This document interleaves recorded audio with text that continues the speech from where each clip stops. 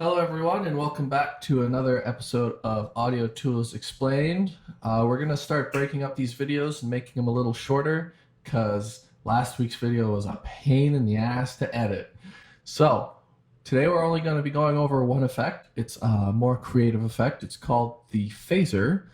Don't worry, we are going to be exploring more effects as the weeks progress. We're going to be going over choruses, flangers, compressors, expanders, and limiters, and all that jazz. We are going to save the compressors for a little later. They're a little more complicated, and to be honest, they are one of the more important tools for their complexity and for what they do. But we're going to leave that alone for a little while, and we're just going to explore more of the basic effects. So today we're going to be going over the phaser and its uses, what it does, and all of the settings on it, similar to what we did last week with the EQ and the reverb and delay. I'm going to be using the same instruments that I used last week, with the exception of this Serum bass that I've just added in really quick, as you can see here. It only took a few minutes to set up, but I feel like a synthetic bass or a synthetic instrument will help outline how a phaser works better, as it is a really, really popular effect in a lot of more electronic music. It's also popular in rock and metal.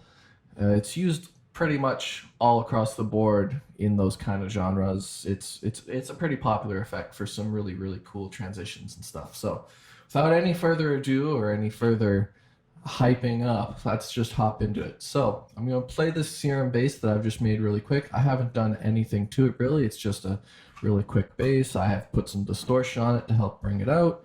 Let's just listen to it.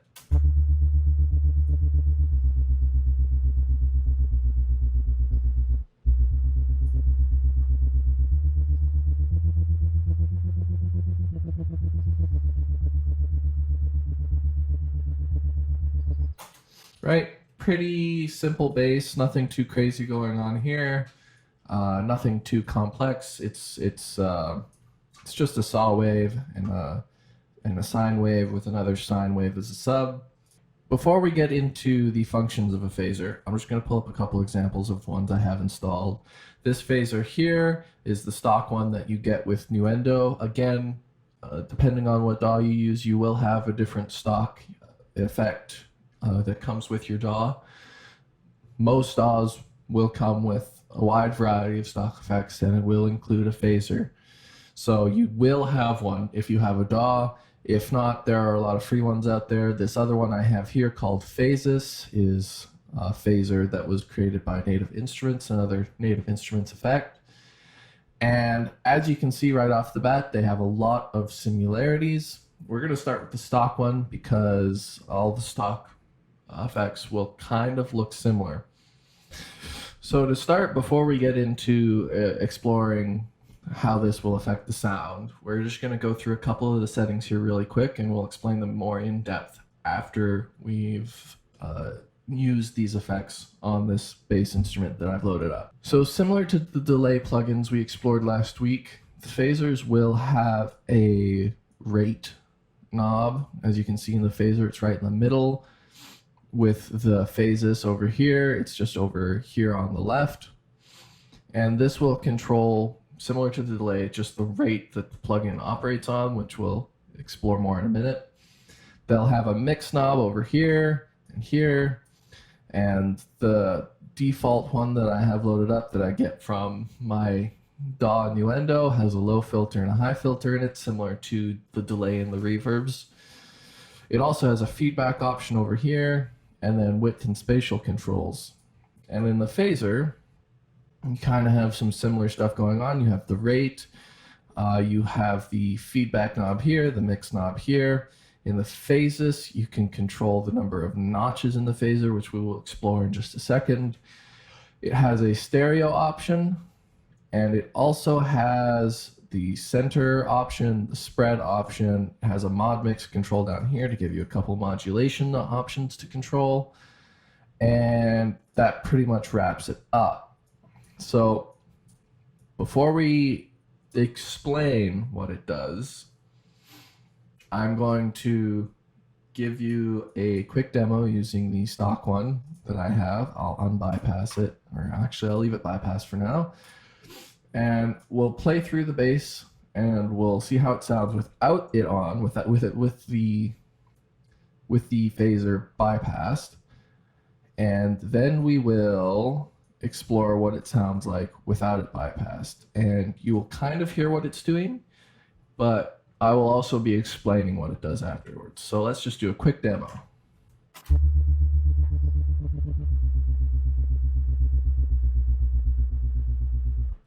So that's it without the phaser. Now let's turn the phaser on.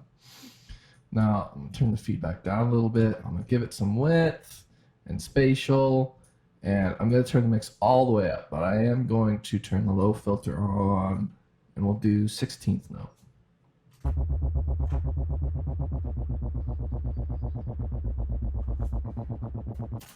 Pretty obvious difference. Similar to what the EQ does in boosting and cutting frequencies, what a phaser does is it cuts frequencies out in notches.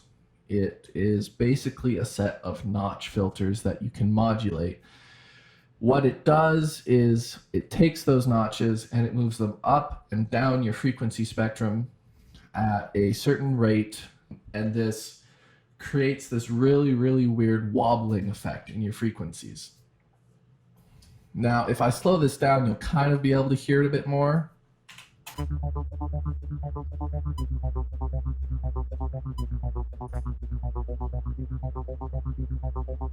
You can kind of hear the frequencies being cut out and those notches moving around as it goes up and down, right? That's basically the precedence of what a phaser does. It creates those notches and it creates sort of this artificial phasing effect by cutting out those frequencies and then modulating them through your stereo channels. Now we'll get into a more detailed explanation of these controls now. Now, as you can see, the rate in the middle just controls the rate of how fast those notches are moving up and down your frequency spectrum. If I turn it down to just a bar, you can really, really hear this.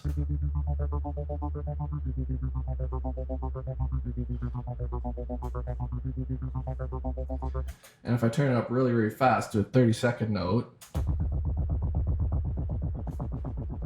they're moving so fast that it creates this really, really weird wobble.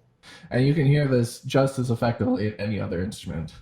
The low filter and high filter are always the same. It's just a low cut and a high cut. So we're not going to get into too much detail on those. You can sync most phasers to the tempo of your DAW, just a sync option here. Your phaser in your DAW will probably have a very, very similar option inside of it. You'll just have to look around a little. I can also change this one to either be modulated by hertz or by milliseconds. But we're going to leave it synced to the DAW for now, and we're going to leave it probably at a quarter note. So now we're going to move on to this width knob. Now the width knob is kind of the backbone of the phaser next to the rate knob. So if I were to demonstrate this visually, what the width knob does, I'm just going to pull up a bypassed Pro Q3 here. What the width knob does is it determines the frequency width of where these notches will operate. It determines how far up the frequency spectrum they will go and then back down. So it kind of controls the modulation of the phaser. So if I have the width set all the way to 0 and I were to play this, you can hear there isn't really any sort of motion going on, and that's because the width set at 0 means that there is no up and down movement. But if I were to crank this all the way to 100,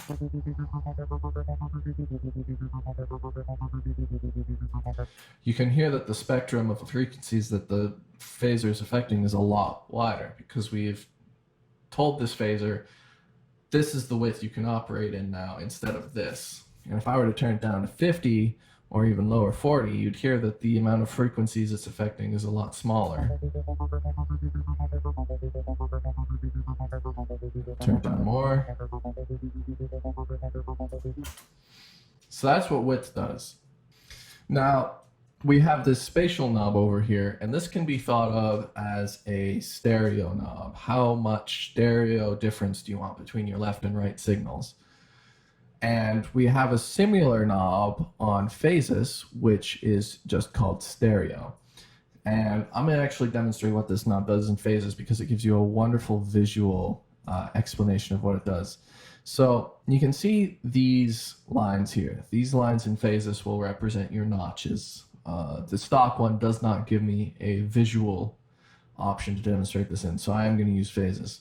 Now you can see if I have the stereo set at 0, these lines are straight. They have no breaks in them.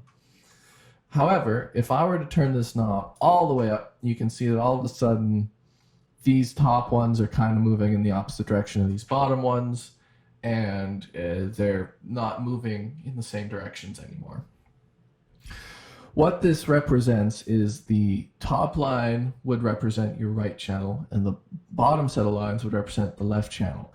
So those notches are actually operating in two separate ways right now. They are, one set of notches is only affecting the left channel, while the other set of notches is only affecting the right.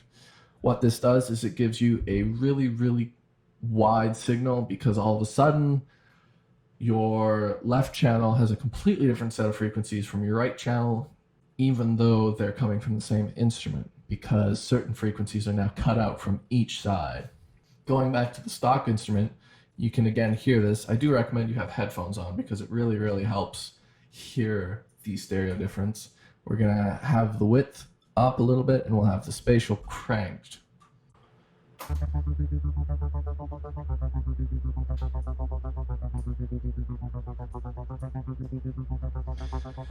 So that's it with the spatial knob all the way up. Now you can turn it down and kind of compare. You can hear that with the spatial effect all the way down, or the stereo knob, you can hear that the notches are kind of all affected in one place. They're kind of just going all up and down at the same time, at the same frequency in both your left and right ears. And if you turn it up again,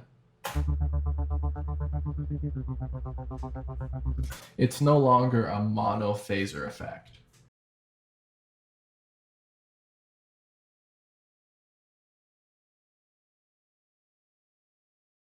And lastly, we're just going to go over the feedback option because we're not really needing to explain mix. It's just the mix of the phaser signal mixed with the original signal. What the feedback does is it just does frequency feedback, same as delay, but except with phaser, it's not a whole signal feedback, it's just frequency feedback. And if you have it all the way down,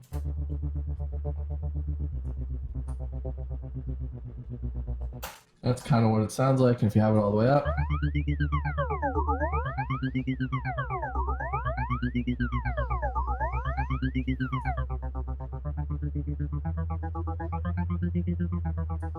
it is a very, very important part of the phaser, because as you can see with it all the way down, you don't really get a lot of the phaser effect because there's no frequencies being looped back around and boosted and giving you this really, really cool boosted effect. But with it up, you can get some really, really creative effects. And even with it just partly down, like at 50%, it really, really adds some character. The Phasis plugin also has this option here. Now, to just explore a couple more options that may be in a couple more phasers, in Phasis, it has a couple more options than my stock one. It has a center frequency option to change the center frequency of where that modulation will start. Say you want it to start at 500 hertz and then modulate up and down from there with 500 hertz as its center. This is the option that lets me do that. And then Phasis also has this spread option, which lets you control how far away the notches are from one another on that frequency spectrum. So you can have a notch at, just as an example, 20 and 30 hertz, or you could have a notch at 20 and 100 hertz, right?